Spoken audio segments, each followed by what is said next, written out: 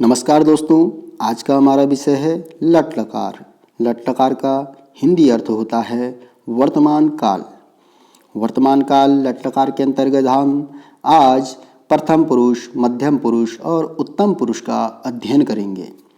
प्रथम पुरुष में किस प्रकार से हम संस्कृत वाक्य रचना करते हैं, आइए हम ध्यानपूर्वक देखें।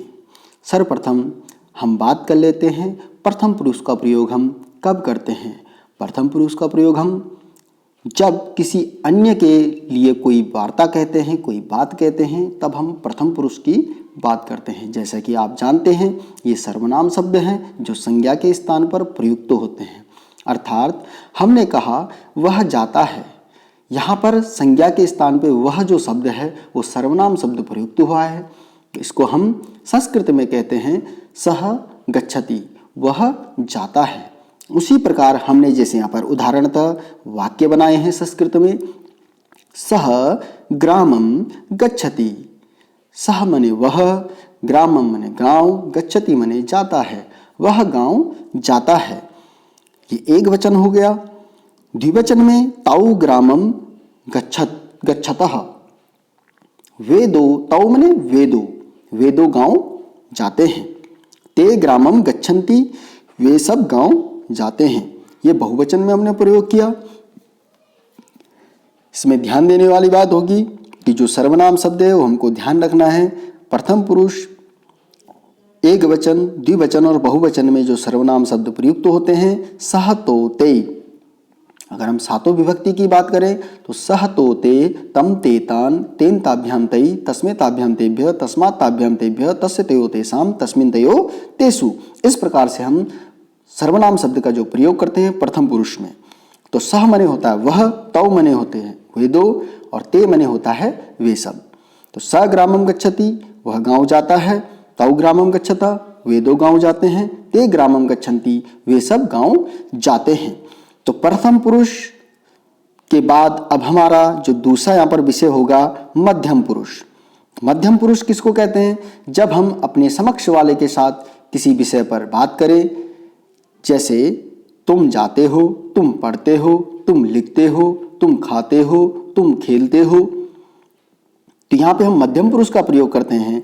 इसके जो सर्वनाम शब्द हैं उन पे हम ध्यान देंगे। त्वम, युवाम, यूयम, एक वचन, द्विवचन, बहुवचन में जो प्रयोग करेंगे, त्वम मने तुम, युवाम मने तुम दो, यूयम मने तुम सब। इनकी जो क्रिया होगी गच्छसि, गच्छता, गच्छत, जाते हो। तुम ग्रामम गच्छसि, तुम गांव जाते हो। युवाम ग्रामम गच्छत, तुम दो गांव जाते हो। यूयम ग्रामम गच्छत, तुम सब गांव जाते हो। इस प्रकार से हम इसमें वाक्य का निर्माण करते हैं। साथ ही हम अभी इनके वाच्य परिवर्तन पे भी चर्चा करेंगे। सबसे पहले हम उत्तम पुरुष की भी यहाँ पर चर्चा कर लेते हैं। उत्तम पुरुष में हम कैसे वाक्य का निर्माण करते हैं। उत्तम पुरुष जब हम क्रिया में स्वयं सम्मिलित होते हैं तब हम उत्तम पुरुष का प्रयोग करते हैं। इसमें जो एक वचन, द्विवचन और बहुवचन में सर्वनाम शब्द प्रयोग किए जाते हैं। अहम, आवाम, वयम। अहम मने होता है मैं, आवाम हम दो, वयम हम सब। इनकी जो क्रिया है गच्छामि, गच्छाव, गच्छाम।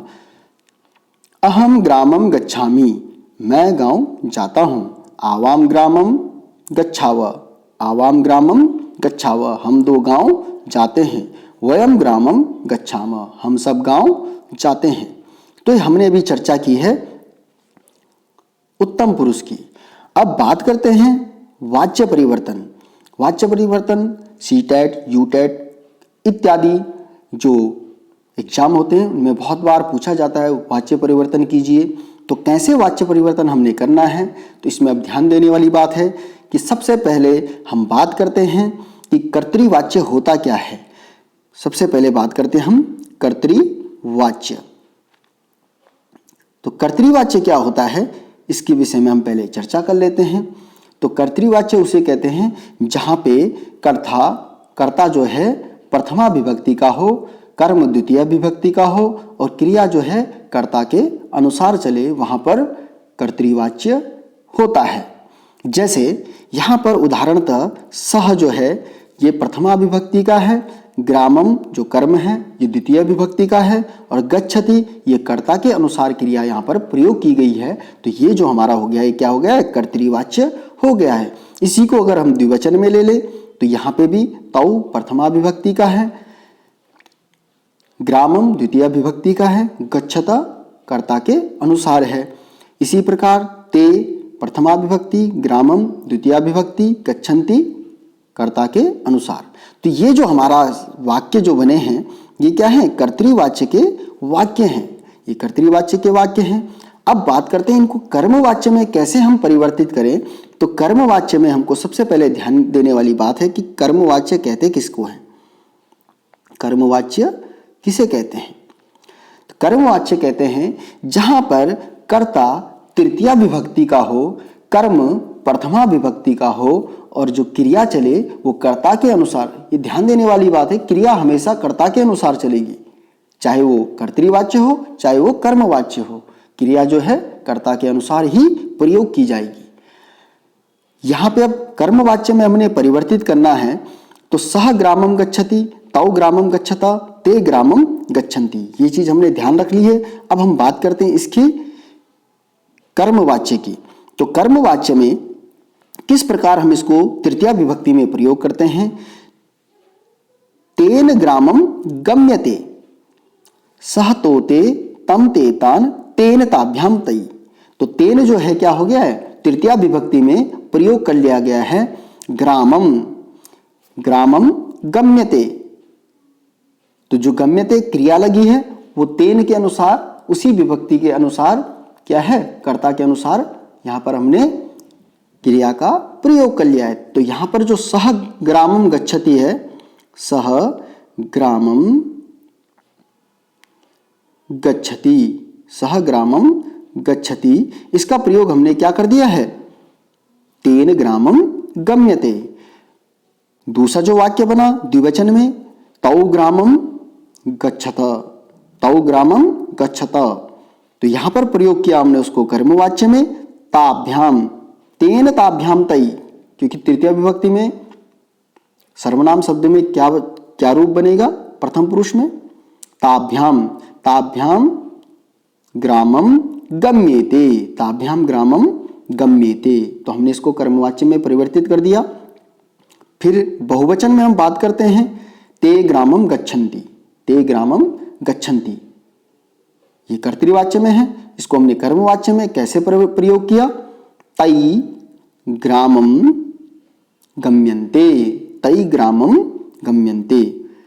यहाँ पे थोड़ा सा ध्यान देने वाली बात है कि हमने जो ऊपर अभी प्रयोग किया कर्तृवाच्य का, उसका हमने कर्मवाच्य में कैसे प्रयोग किया, कैसे इसको हमने परिवर्तित किया, ये ध्यान देने वाली बात है।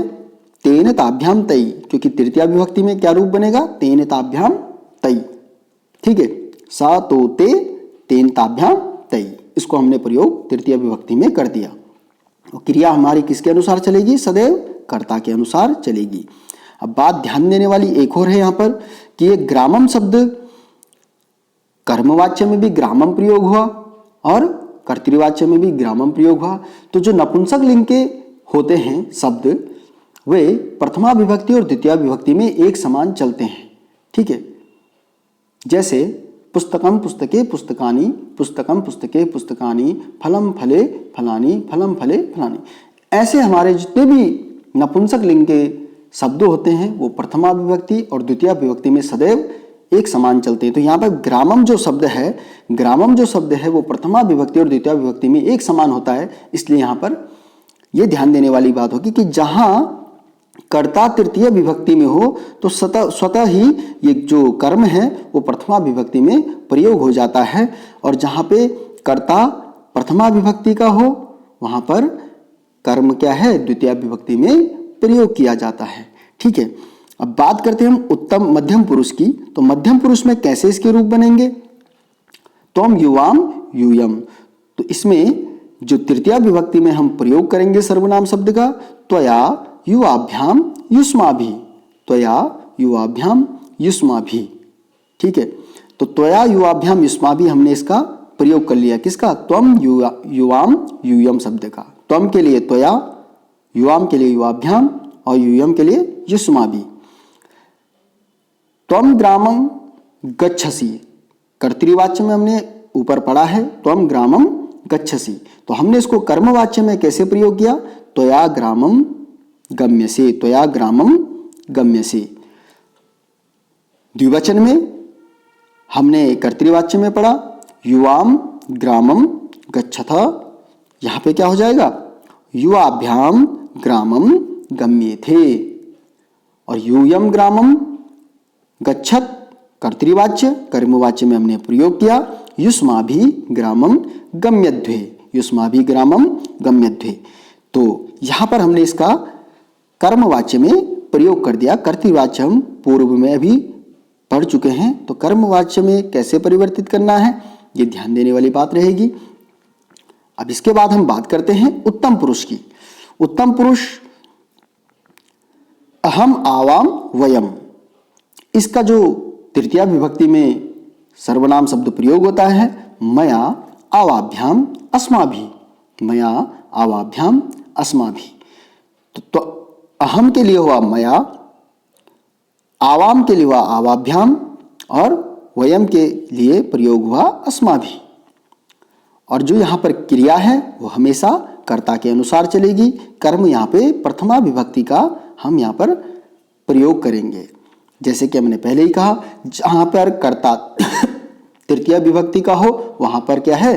कर्म स्वतः ही प्रथमा विभक्ति में प्रयोग किया जाता है, और जहां पर कर्ता प्रथमा विभक्ति का हो वहां पर कर्म द्वितीय विभक्ति का प्रयोग किया जाता है। आइए इनको हम एक बार उच्चारण करें।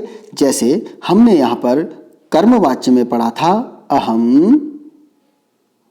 ग्रामम गच्छामि, अहम ग्रामम गच्छामि। तो अहम ग्रामम गच्छामि ये हमारा कर्तृवाच्य हो गया। इसका हमने कर्मवाच्य में प्रयोग किया मया ग्रामम गम्ये, मया ग्रामम गम्ये। द्विवचन में हमने प्रयोग किया आवाम ग्रामम गच्छाव, आवाम ग्रामम गच्छाव, यह हमारा कर्तृवाच्य हो गया। कर्मवाच्य में हमने इसको परिवर्तित किया तो आवाभ्याम ग्रामम गम्यावहे, आवाभ्याम ग्रामम गम्यावहे। बहुवचन में जब हम इसका प्रयोग करेंगे तो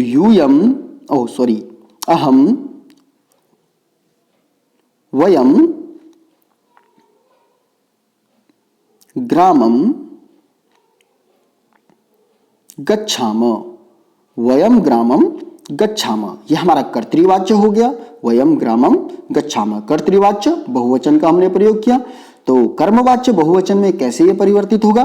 तो वयम के स्थान पे आ जाएगा अस्माभि, ग्रामम गच्छाम के स्थान पे आ जाएगा गम्यामहे, गम्यामहे।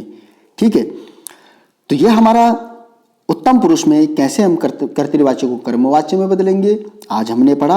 आगे भी हमारा बहुत इंपॉर्टेंट व्याकरण के जो नोट्स हैं, जो व्याकरण का जो शिक्षण है, आगे मैं बहुत जल्दी ही व्याकरण के अन्य शिक्षण बिंदुओं पर चर्चा करने वाला हूं, जो सीटेट, यूटेट इत्यादि अन्यत्र बहुत सारे एग्जामों में जो प्रयोग किए जाते हैं, क्वेश्चन बार बार पूछे जाते हैं। तो आज के लिए इतना ही, और जल्दी हम नया वीडियो लेकर आपके सामने आएंगे। धन्यवाद।